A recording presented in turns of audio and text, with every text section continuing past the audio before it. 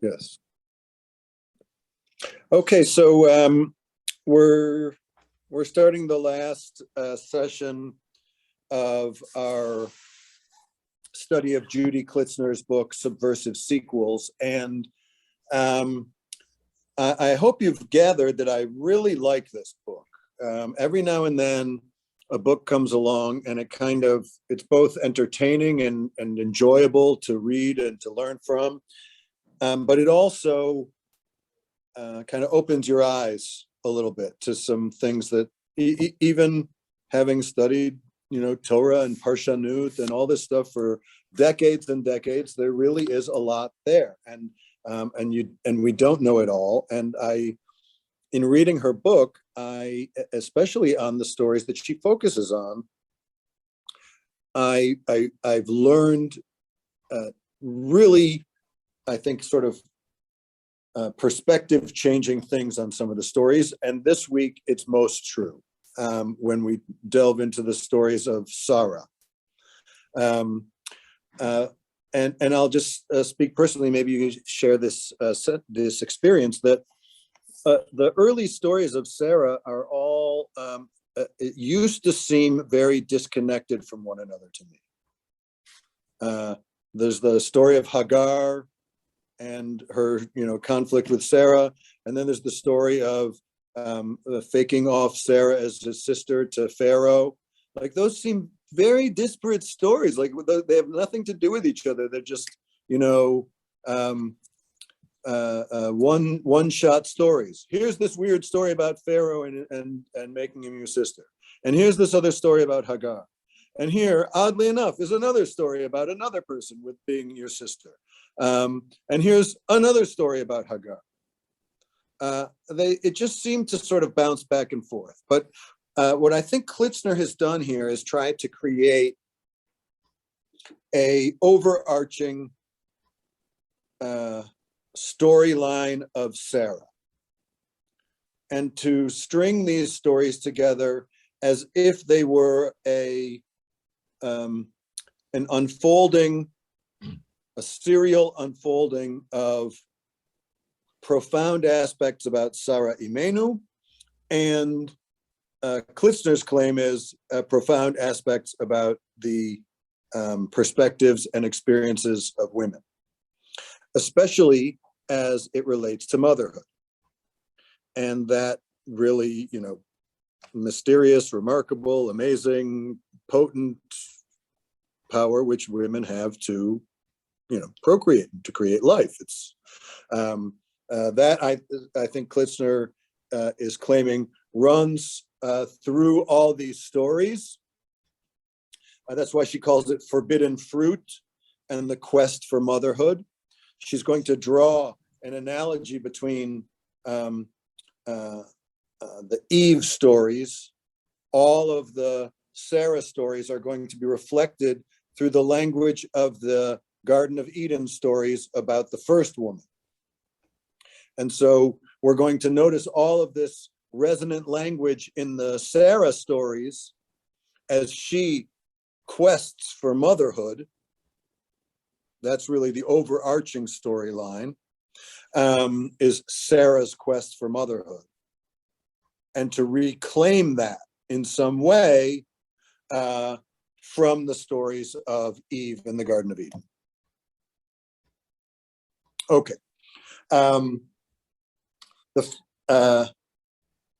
The first connection she's going to make is the forbidden fruit one. And she's going to make it really with the story of Sarah's abduction. I want to say one other thing before I jump into that, and let me just share here.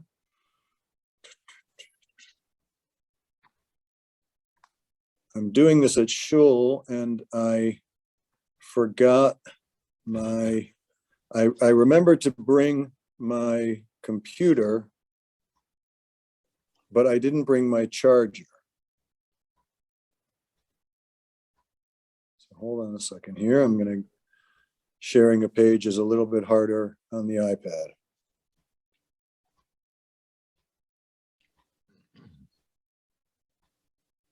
There we go. Can you all see that? Yeah. Yep. Yes, good. Okay. Let's close that. Say okay there. All right. So,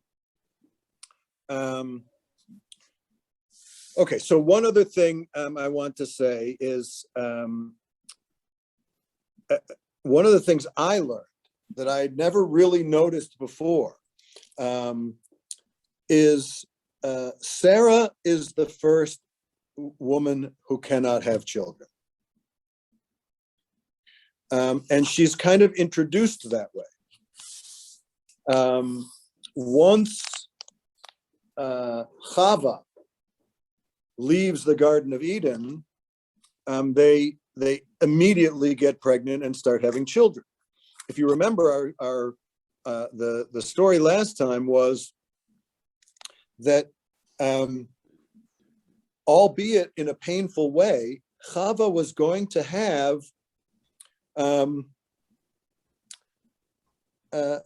some godlike procreative power, and be, on some measure of even footing with man in her godliness. And Klitzner points out that Vatahar Vateled, this, and she conceived and she bore, is a phrase and phrasing that is repeated over and over and over again in the subsequent chapters. All of the women who, we are told that man will long to be with woman, and woman will long for man, and they will join together as one flesh to perpetuate life. That proves to be true for all of the book, the first 10, 11 chapters of the book of Genesis. Everybody who tries to get pregnant gets pregnant. It's the early story of the population of the world and of prolific, generative capacity. And Klitzner also points out that she names the child, the first child, which we saw in the early story of Eve in the garden and of Adam, that it's a power reserved for Adam. Adam names things. In fact, he names Isha, he names Chava, and Adam named her Chava because she was Em Kol Chai, the mother of all life. Here, she seems to have some of that capacity too, the naming power, which is again a kind of godlike power. Then, however,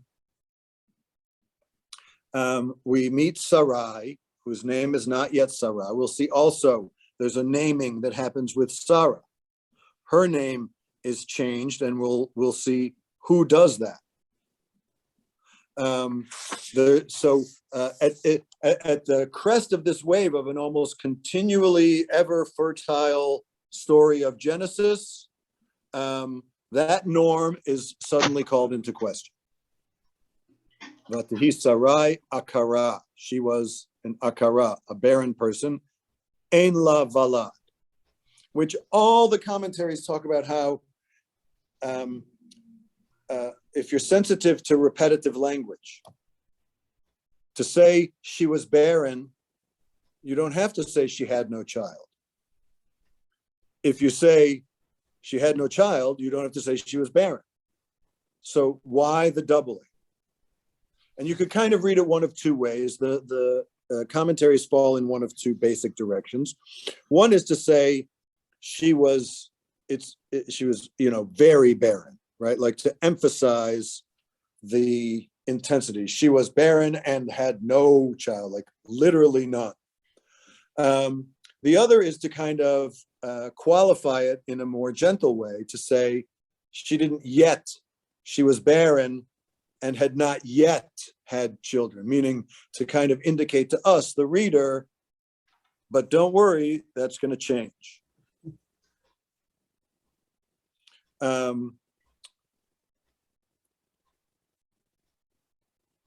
Okay,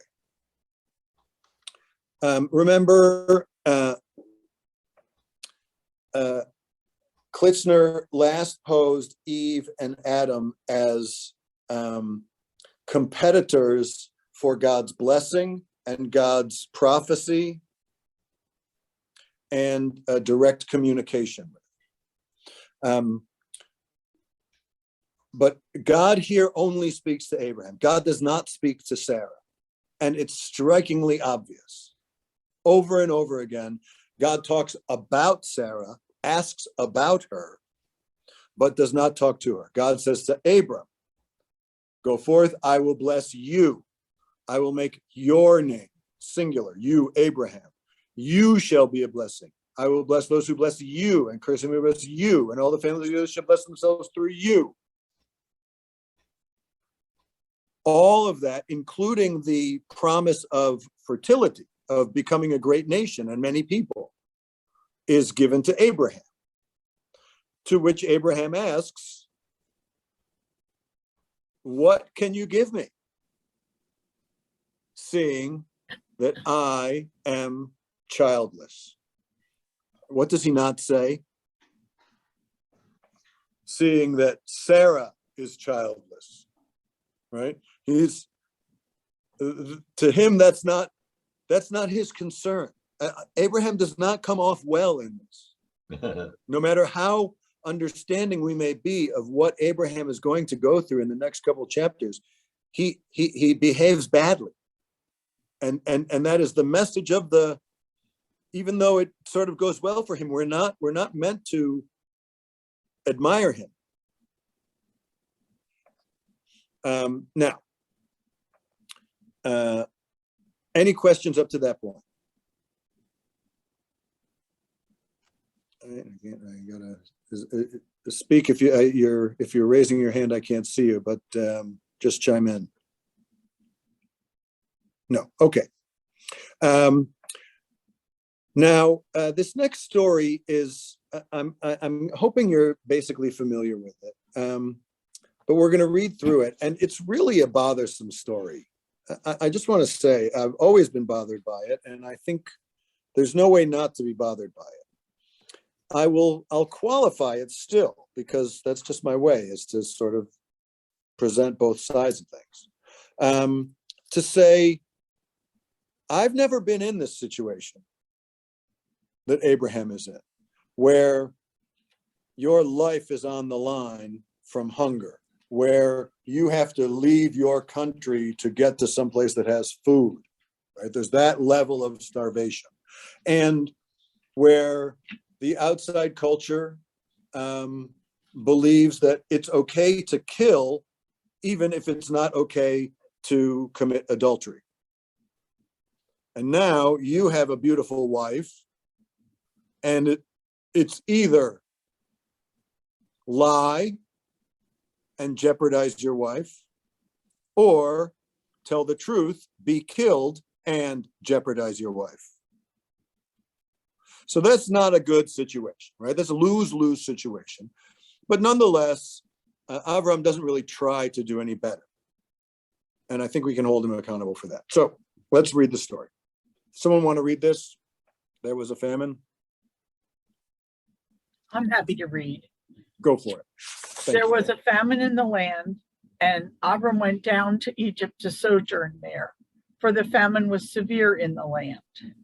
As he was about to enter Egypt, he said to his wife Sarai, I know what a beautiful woman you are. If the Egyptians see you and think she is his wife, they will kill me and let you live. Please say that you are my sister, that it may go well with me because of you, and that I may remain alive thanks to you. Okay, so wait, hold on. So you understand the setup, right? And you'll notice that Abraham compliments her. You are beautiful, right? You're a striking woman, and they're all going to know. And they're going to kill me. By the way, we do not have Sarah's response to this. She goes along with it, right? Her silence is kind of, either she goes along with it unwillingly or she goes along with it willingly, but she does not object. And we're going to see that this harkens to the fruit of the tree. It's beautiful and good to look at, we're told. People are going to want it. And life and death are in the taking of that fruit. If they take it, someone's going to die. Okay, and what Abraham predicts actually happens. Keep going, please. When Abram entered Egypt, the Egyptians saw how beautiful the woman was. Pharaoh's courtiers saw her and praised her to Pharaoh, and the woman was taken into Pharaoh's palace. And because of her, it went well with Abram. He acquired sheep, oxen, asses, male and female slaves, she-asses, and camels. But the Lord... Hang on, wait. So he comes to town. What he said would happen does happen. I'm always struck by this. There's probably a border crossing. And at the border crossing, they're looking for women to take to Pharaoh. Right? That's one of the things on the list. His courtiers, how do they see her? I mean, how does this all happen? And that they take her. Vatikaf, they see her, just like the fruit. Chava sees the fruit and takes it. And the language is the same.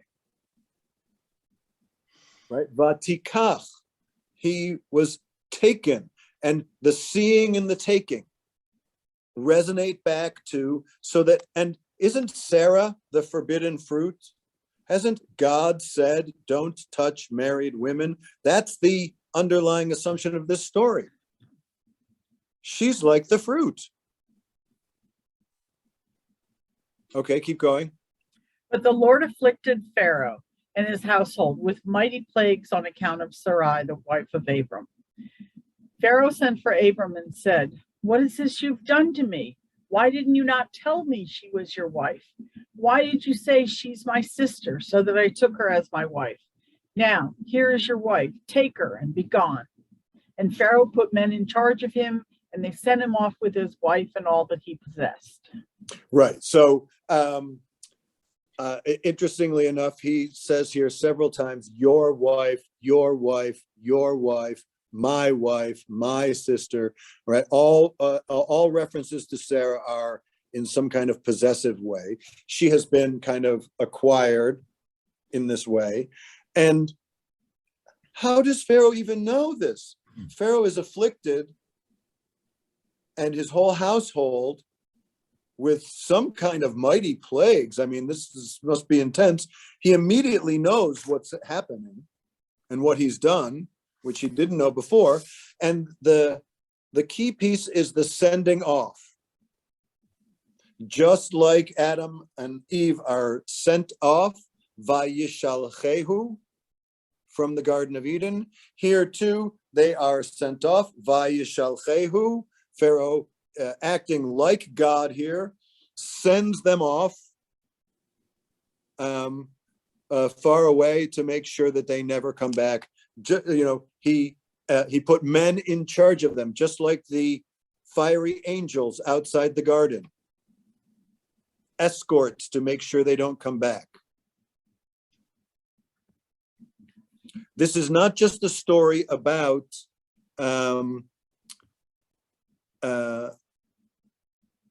Sarah being pawned off as the sister. This is also about establishing a literary connection for Sarah to the stories of the Garden of Eden. All right, any questions up to that point? Does this change your perspective on the story a little bit?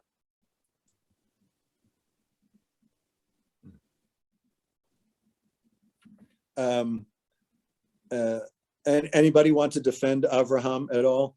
I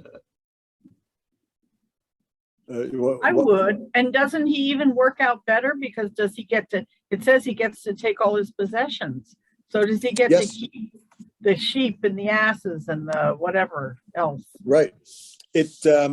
Klitzner even says the word vayitavlo, that it was good for him, harkens back to the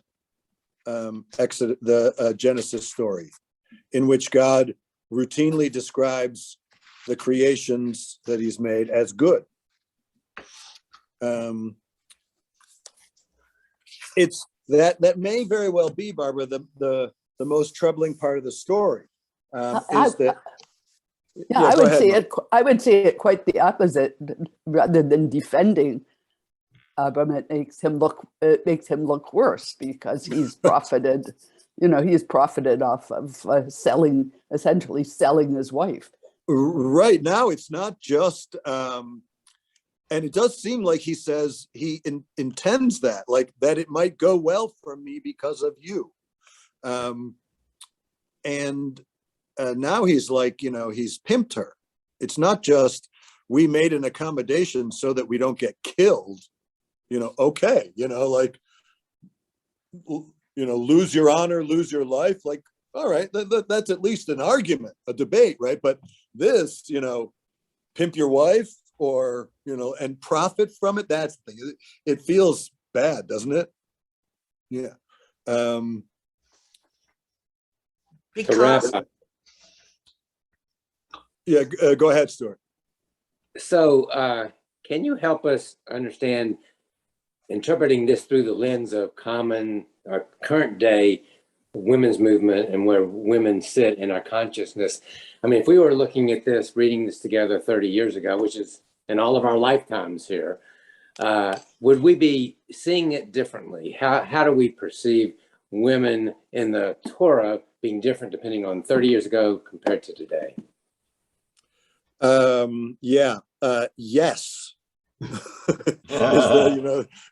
think is the short answer to your question. And I was actually thinking that, Stuart, on the drive in, as I was sort of going over the lesson in my head.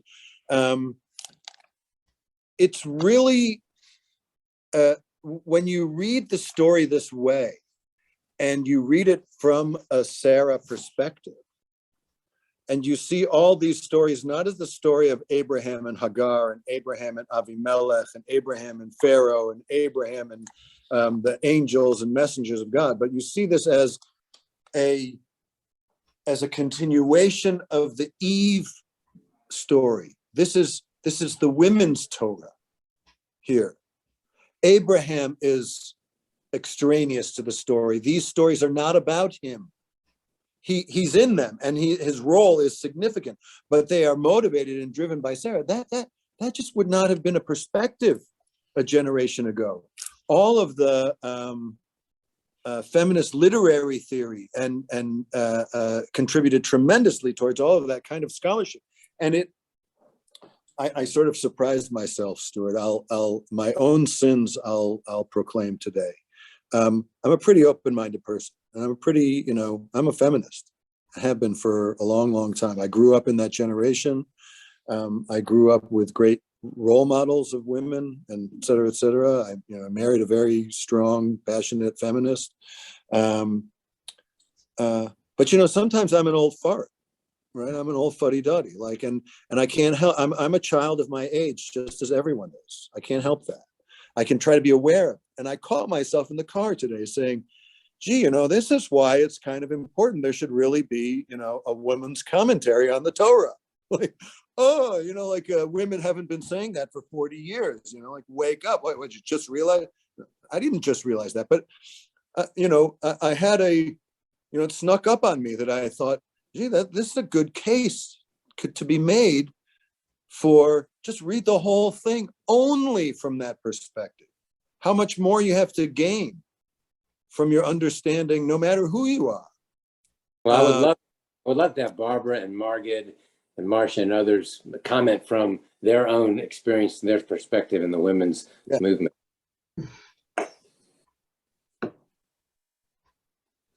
I'll just say, jumping in, somebody also might have something else to add, but as a child, I always heard this story. And I thought that like the very next morning, Pharaoh woke up and this had happened and he realized and he gave Sarah right back. But as an adult, I read this and I'm like, that was a long time. She wasn't there overnight and escaped all of a sudden. And taking it back to the garden and the idea of taking fruit, one difference for the story to me is that Eve is able to take in the garden, but here the person being taken isn't the fruit, it's the person who's vulnerable. And that kind of changes the empowerment of who takes to me. And it makes this a scarier story for sure.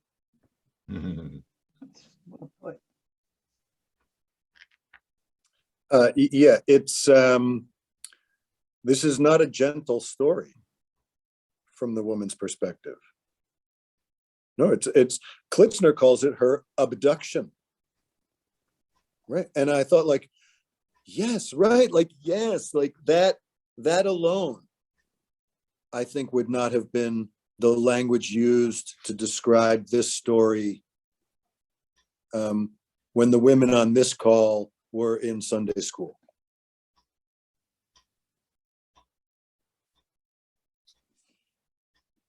Yeah. I think Abraham has always been put on a pedestal. And I think when you read this story, he let his wife become Pharaoh's concubine.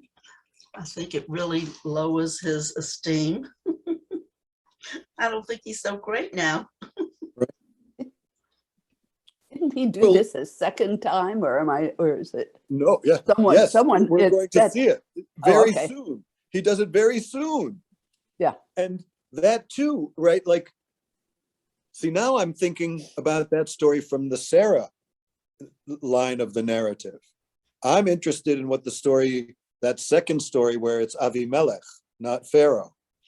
And I always sort of wrote them off as like, that's just a echo story. That's one of those stories that, it's told a second time with slightly different character because it's just an echo of the same ancient story that's been recorded in the book. But it's not. There's some significant differences between them in terms of how Sarah's development, particularly. All right, so let's get to that. Yeah. All right. The intervening story is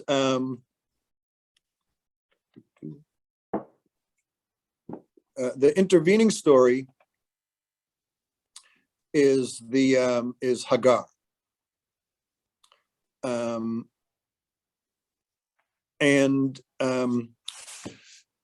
Klitzner talks about two specific parts of the Hagar narrative in terms of Sarah's infertility and how that plays itself out for Sarah and for the redemption of Isha, of woman, of Chava, of the mother of all life, through a regaining of control and of direct connection with God.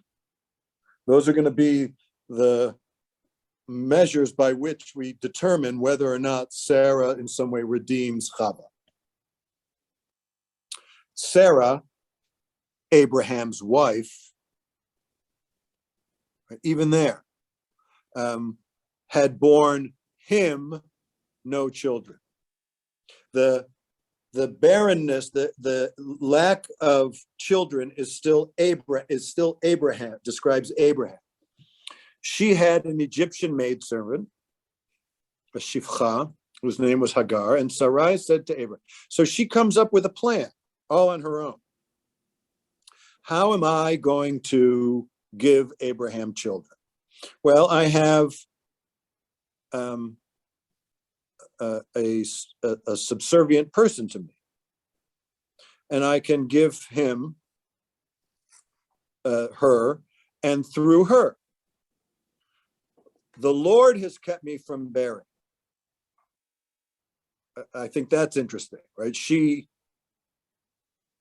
assumes that it is intentional, because of course she's the first one in human history, right? I mean, I'll say story. This is another thing I think I really, these stories really have helped me punctuate my own growth, I think. There was a long time, I never gave a second thought for most of my life to infertility, to miscarriages and loss of pregnancy. And that is in great measure because of the way I was raised and taught. Who ever talked about that stuff? Nobody ever talked about miscarriages. Now people talk about it. And thank God. I mean, really, like, what a horrible burden to like carry that all silently. Infertility. Oh, don't talk. If you're having problems, don't talk about that. Now there's Jewish organizations, national, international Jewish organizations. We raise money for it. We talk about it. We give sermons about it. We bring it out into the light, all that stuff. So I think,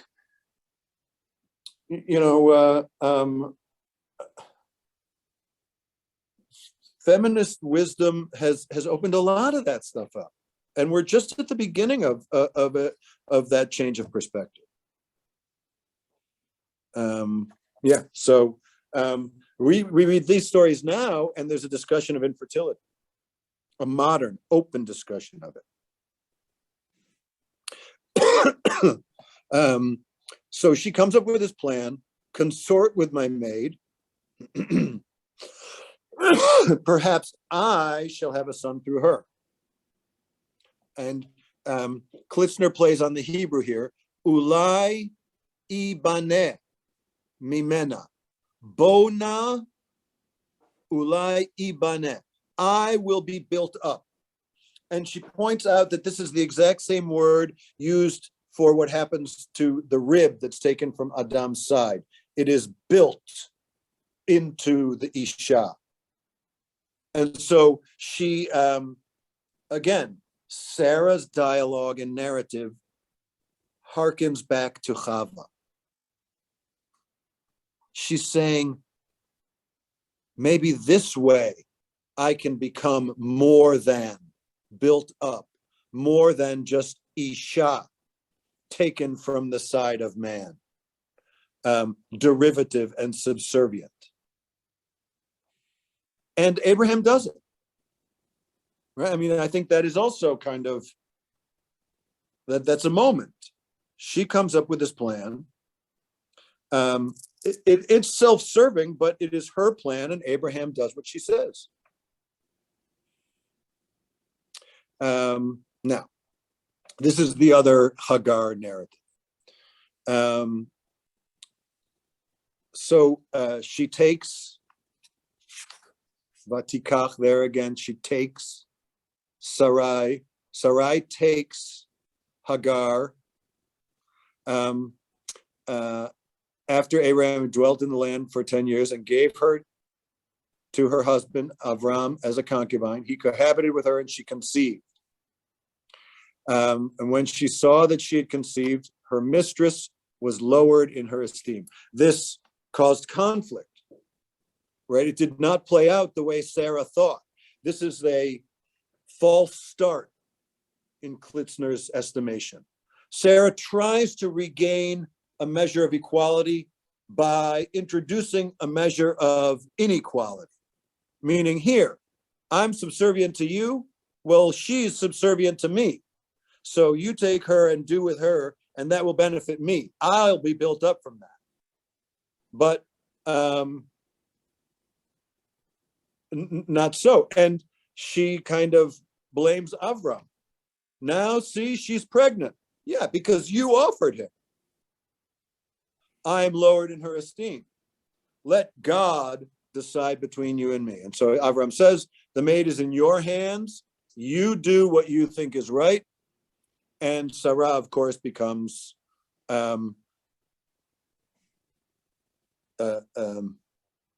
hierarchical. She wants to upend the hierarchy, which she is diminished by, but in doing it, she creates another hierarchy.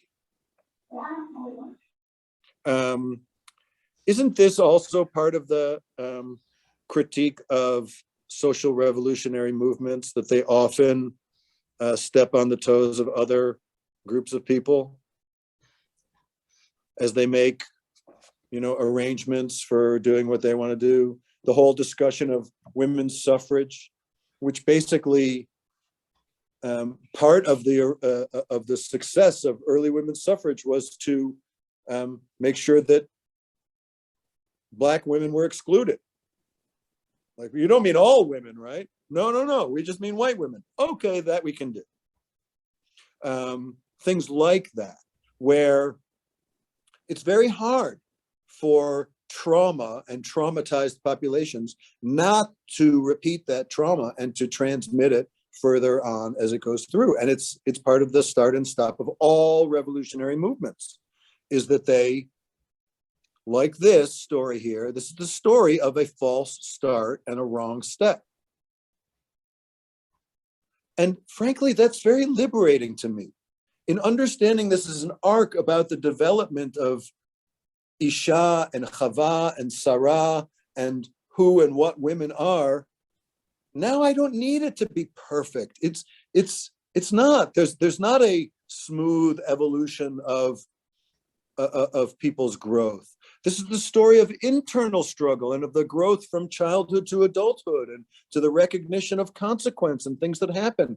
And who hasn't, misstepped, and in their own effort to identify who they were, stepped on someone else's toes. See, now the story of Sarah becomes the universal story, an inner struggle.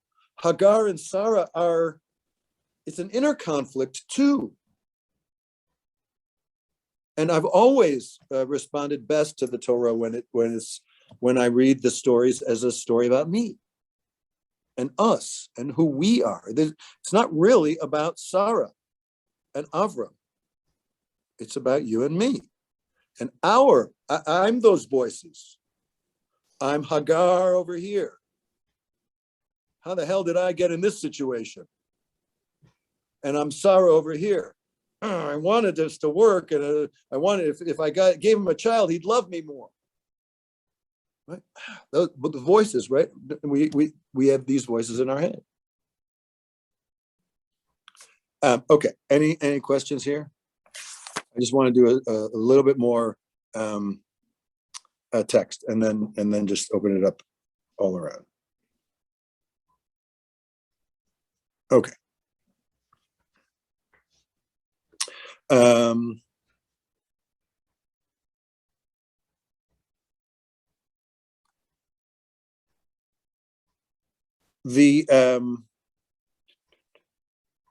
Okay. So Hagar gives birth to Yishmael, and after that, God says to Abraham, "As for your wife Sarai, you shall not al tikra, lo tikra, don't call her Sarai, ki shema Sarah, but call her Sarah. Uverachti ota, I will bless her. Vegam natati mimena lecha ben, and I will give you a son by her." I will bless her. Twice she is blessed in this passage. So that she shall give rise to nations, and rulers of people shall issue from her. And of course, that's sort of what her name means. Sarah means princess, to rule. Yisrael means to be victorious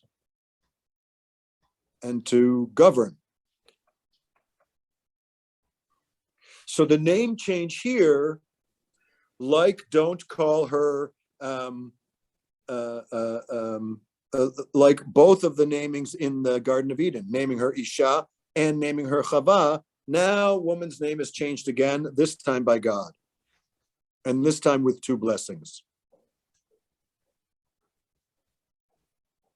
I want to sort of skip by this a little bit.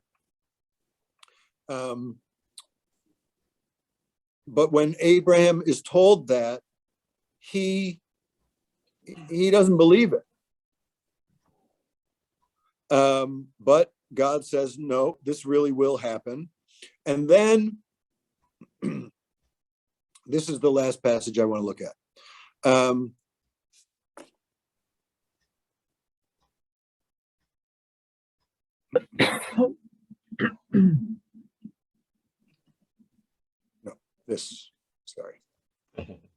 Here we go.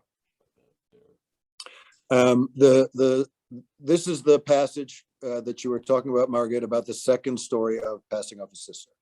Abraham journeys to the region of the Negev, settled between Kadesh and Shur, and while journeying in Gerar, Abraham said to his wife, she said of Sarah's wife, she is my sister. So King Avimelech of Gerar had Sarah brought to him. But God, now, and here's how it's different. It's different in several different ways. God comes to Avimelech in a dream, speaks directly to him, and says, you're going to die because of this woman that you have taken, for she's married. So Avimelech, who had not been with her yet, says, will you slay me even though I'm innocent? And then he goes and he critiques. God even blesses Avimelech and says, I knew you wouldn't do the wrong thing. Therefore, restore the man's wife, again, possessive of Abraham, since he is a prophet, he will intercede for you to save your life. Here, the goodness is going to happen to Avimelech. He's going to get the good and the blessings by not sleeping with Sarah and not buying into that again. And of course, they're all healed. This is remarkable. Avimelech took sheep, ox, male and female slaves, and gives them to Abraham. And says, here, my land is before you. And he gives him even more land. I give your brother 1,000 pieces of silver. This will serve you as vindication before all who are with you, and you are cleared before everyone. And then Abraham heals them. Abraham prayed, and God healed Avimelech and his wife and his slave girls from their barrenness, so that they bore children, because God had closed every womb of Avimelech's household because of Sarah.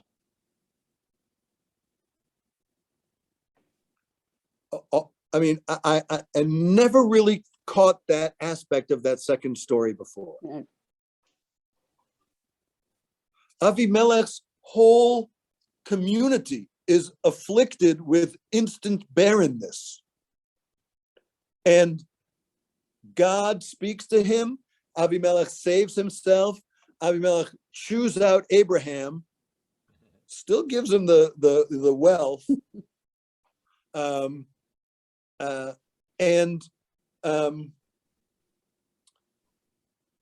as a result, all of the barrenness is healed.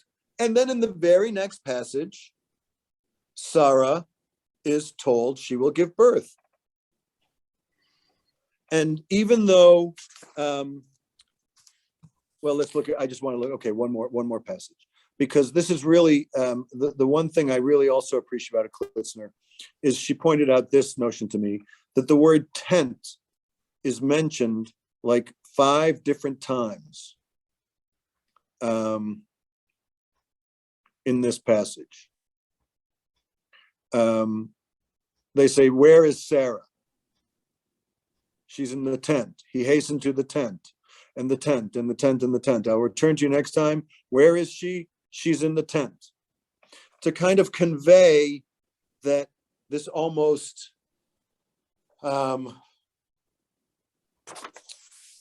utilitarian relationship between them. Yeah, she's where she always is, in the tent. It's routine. Their union is like just punctuated by this routineness. And it's always in the tent. She's always in the tent. But it is there that, of course, where Isaac is born. Yitzchak becomes Yoshev Ohalim. He dwells in the tent, which is the place where his mother is. It becomes the empowering. She becomes a mother.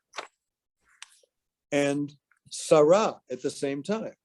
Her name is changed in a positive direction, not in a limiting direction. Sarah means, mother of kings, not just mother of babies, mother of kings.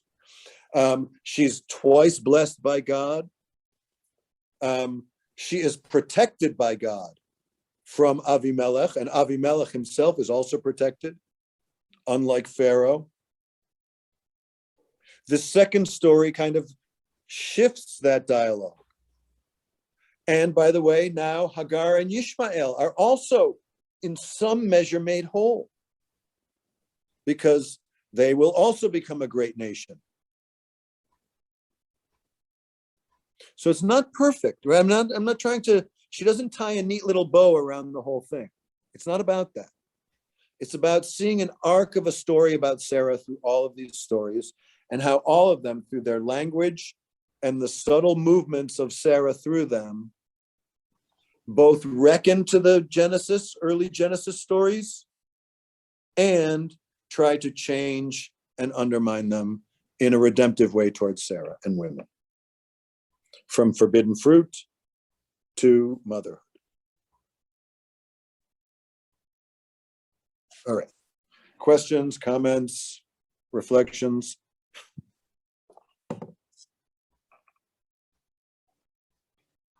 Yeah, Barbara. I forgot I was muted. I would like to go back to my comment last week that this was made up to explain infertility. Infertility happened then, as infertility happened now. And it seems to me very reasonable to have needed an explanation and to incorporate, here's where I get that explanation from. And, right. It's God's involvement. It's everything else going on. And we hear lots of stories about people who are practically menopausal who all of a sudden have a baby.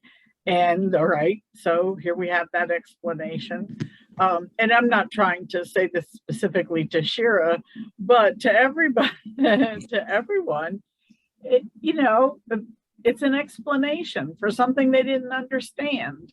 Now, I really like what you brought out about what Klitzner had to say about it, but those connections are also very interesting for why we would connect one story to right. the next, or why we would deal with a situation one way or another.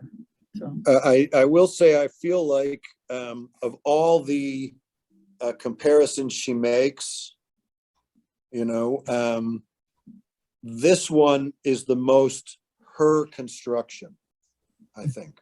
She's sort of built this arc of those stories, and I find it compelling, but I kind of think she would agree, like, yeah, I'm sewing together a number of things to make this the storyline that I have here. And that's not unusual in commentaries, right? That's what all commentaries do, is they read into as well as reading out of. She kind of bounces back and forth between a number of stories to gather the language proof that she usually found just in the two basic stories. Like Jonah and Noah are more obviously comparable linguistically. You don't need as much of a imposed lens as this one brings. But I appreciate how much she's drawn out, and again, I think her work stands for itself on its own, that she makes very compelling linguistic arguments, cases of drawing these stories and direct phrases. The number of linguistic connections is pretty significant. I'm feeling pretty dull right now because I see the language that you've brought out. It's very interesting. And I see the comparisons, but I'm not really getting quite what is meant by saying that this story is somehow redeems the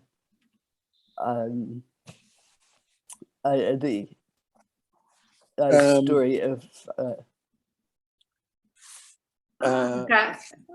Well, comment. Yeah, sure, go ahead. The feminist, Abraham, the way he treats Sarah, I understood what you said from the feminist viewpoint, but it seems like they both, Abraham and Sarah, have the same problem of owning people. And I think it's a far more basic problem, which she doesn't really take into account.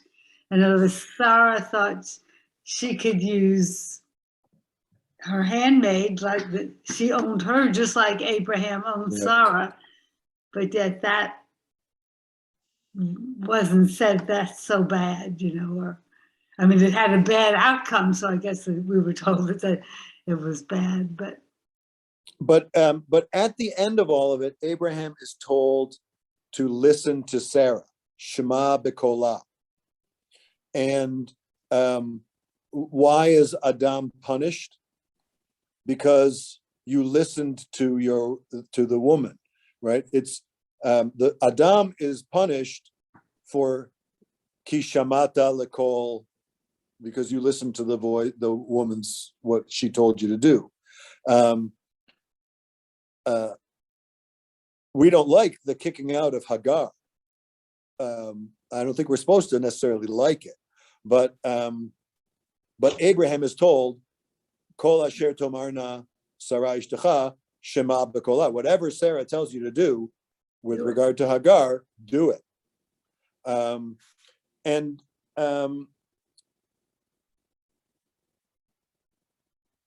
Rabbi, can I make a comment? Yeah, sure. Not to upend the apple cart completely, but I consider myself a feminist also. And I tried to imagine, infertility can occur in males and females, right? This story was written as a female. What would it have been like if Abraham was the infertile one? And he could have, you could change the character somewhat, but the emphasis would have been very different. And it would have been more, it would have brought men and women into more equality, I think, if you read through a story and made it a new story with Abraham being infertile. I did hear recently about a complete reworking of the Hebrew Bible to reverse all of the genders completely. So Abraham becomes Ibrahima and is a female. But the story is the same.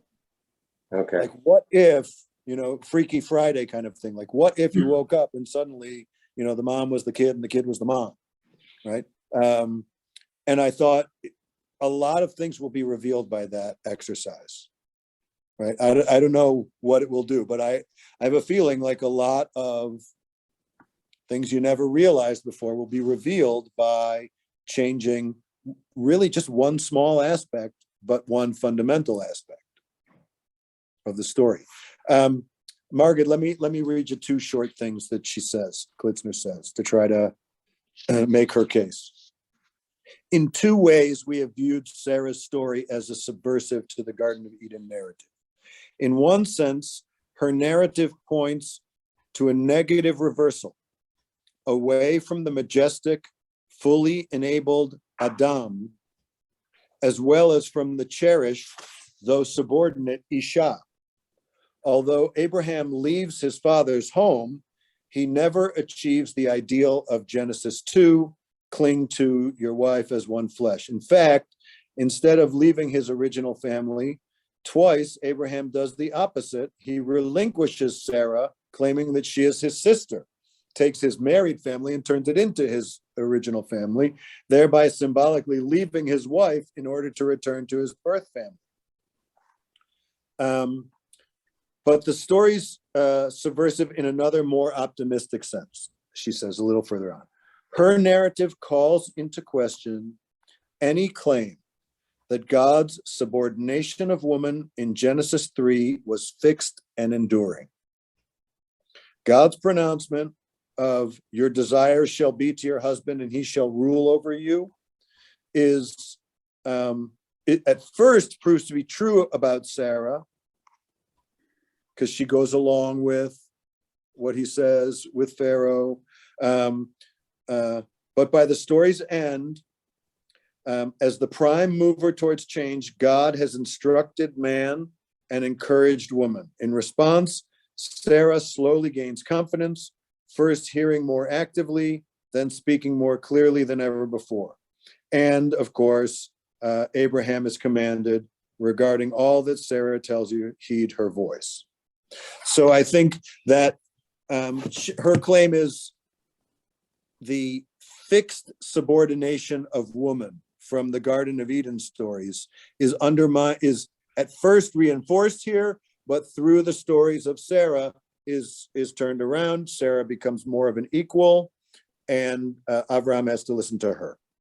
About Hagar, who belonged to her. Who belonged to Sarah to begin with. It doesn't seem like she gained much, to me, it doesn't seem like she gained much ground here. I think that's true. And there is one more chapter in which she talks about Rivka as another step in this process. But I think you're right. I don't think she's trying to tie it up in a neat bow. I think she's trying to say, this is questioning what seemed to be fairly unquestioned in 1, 2, and 3 is now being called into question. By the way, that does not have to satisfy you, Margaret. Really, I hear you. It's not required. Agreeing is not required. Yeah. It's satisfactory in the sense that it doesn't make much. Right. It doesn't make much. I think that's part of why I feel like it's more her imposed, scaffolding on the material than the material itself, at least in comparison with the others. Mm-hmm. Yeah. Mm-hmm. Marcia. This is changing the subject a lot, but I have an appointment and I need to leave. But I just want to say, please go see the Van Gogh exhibit. It's down at the Civic Center. It is fabulous. You've never seen anything like it, I am sure. It's not an exhibit of Van Gogh's paintings. It's something you have to experience. And Danielle Weintraub is in charge of this whole thing. She'd been employed by them. And she said December 25th, they've sold no tickets. So if you're not doing anything on Christmas Day, you'll have the whole place to yourself. That's really great. It is a fabulous thing, and it's wonderful to have it here in Birmingham.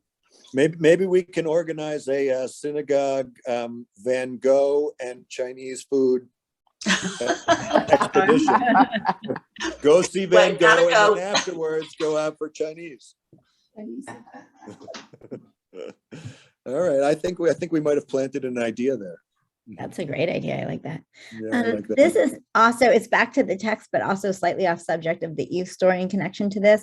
I never understood why Sarah tells Abraham to have a child through a concubine when on the idea of times being different, then I just assumed that he would have had multiple wives. So part of me wonders, is there a Midrash missing of where he said, unlike other people, I'm going to be faithful and not have concubines? Or is it unusual then to have concubines? And I think of the time in history wrong.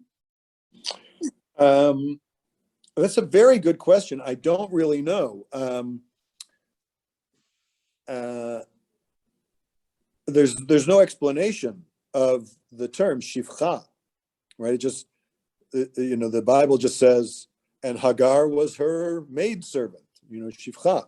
But I wondered, could it be that if she says, okay, you're going to have the child for me, then that acts as like the heir, versus it might be he had other kids with other concubines, but because Sarah didn't say, okay, this is going to act as my heir, maybe there were other kids that we just don't know about. Like, right. So my my understanding is that the principal difference is that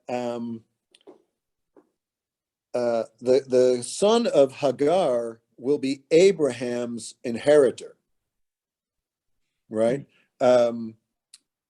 Not but not through Sarah, and that so it's giving Abraham progeny, even though it's not giving Sarah progeny. Nobody objects to any of it. So, like you have to sort of read it as that was not a crazy suggestion, right? Like it may not be a tasteful suggestion. I'm saying you have to like the suggestion, but like when God tells Aaron to slaughter, 2 goats for something, Aaron doesn't say, "What? Slaughter goats? What are you talking about? I never heard of such a thing," right? Because animal sacrifice was a part of Aaron's experience. It wasn't weird to him, right? This was otherwise when people say something when you introduce a new thing, they're like, "What?" Right? So nobody says that, and so at least I've always read it as what she's allowing here, what Sarah has come up with is normally the offspring of Hagar would belong in some measure to Sarah's domain. Hagar is Sarah's. That's why he says, she's yours, do with her as you wish, right? Sarah gets to determine the disposition of Hagar because Hagar belongs to Sarah, even though the child is Abraham's. That's one of the lessons of that story, is that Sarah's authority over Hagar trumps Abraham's investment in the son.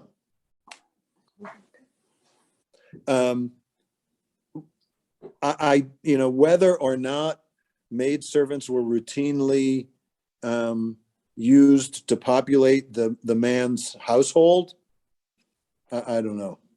I don't know either, but it just makes me think that maybe what she was really saying is the son will count differently than normally the son would have counted if you had a son with her, because I'm relinquishing him as yours or whatever. Like it makes it not just about, right, okay, have a son with him, but like I'm giving permission for the son to be something that normally he wouldn't have standing in society as. Then you have all of Jacob's sons who are born not of his wife, right? Concubines themselves do not inherit from the husband's estate, whereas wives do, right? That's the essential difference. The children, the male offspring of the father, will all inherit regardless of who their mother is, but Hagar will not inherit Abraham's estate. Well, God could have just made, eventually he makes Sarah fertile. He could have skipped that whole thing and just made her fertile, and then the story goes on.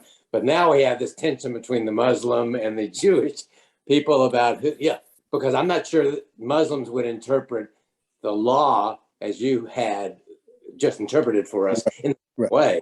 And so we have to live with it. Ishmael will become great in his own right.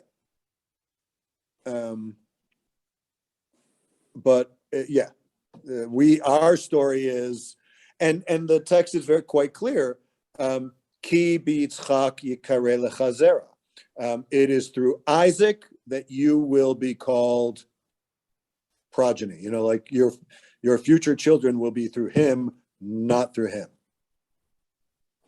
The other half of the, Sally Hemings family tells a different story. Exactly. Yeah.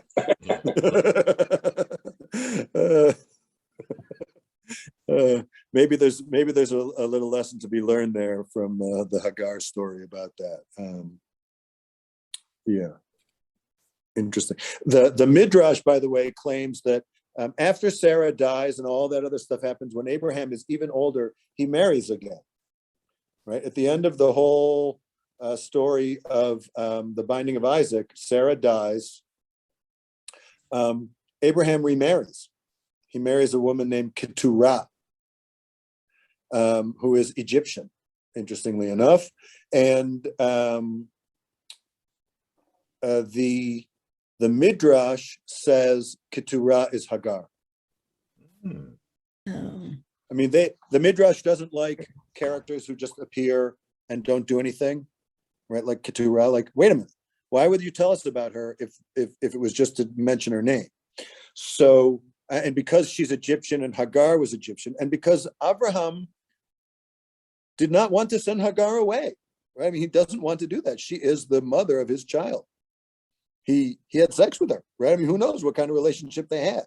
So the Midrash says when Sarah died and the kids had gone home and had gone out on their own, Abraham goes back and remarries Hagar.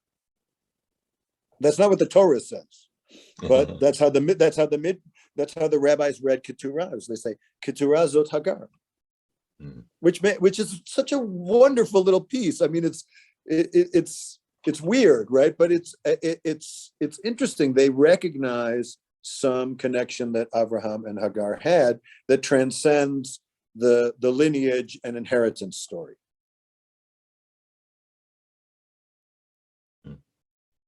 Yeah. Yeah. I also think it's interesting to go back to a woman you dated a long time ago after your wife of many years dies.